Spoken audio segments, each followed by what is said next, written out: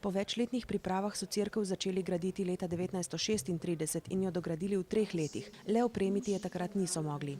Letos so jo na novo elektrificirali in prepleskali. Preureditvena dela v notranjščini pa se bodo še nadaljevala. Manjši kip, ki so ga lani, potem ko je Slomšek postal blaženi, postavili na oltar, je zdaj zamenjala 180 cm visoka lesena skulptura, ki jo je izdelala akademska kiparka Dragica Čadež-Lapajne. Kip ponazarja Slomška kot učitelja, pesnika, pisatelja in narodnega buditelja. Rečiška cerkev pa je prva v Sloveniji posvečena blaženemu Slomšku.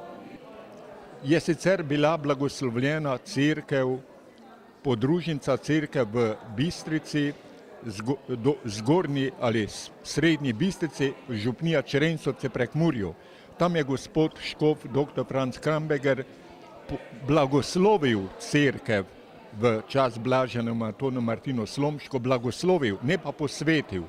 Tako da je sedaj to res prva cerkev na Slovenskem posvečena, ne samo blagoslovljena, posvečena blaženemu Antonu Martinu Slomšku.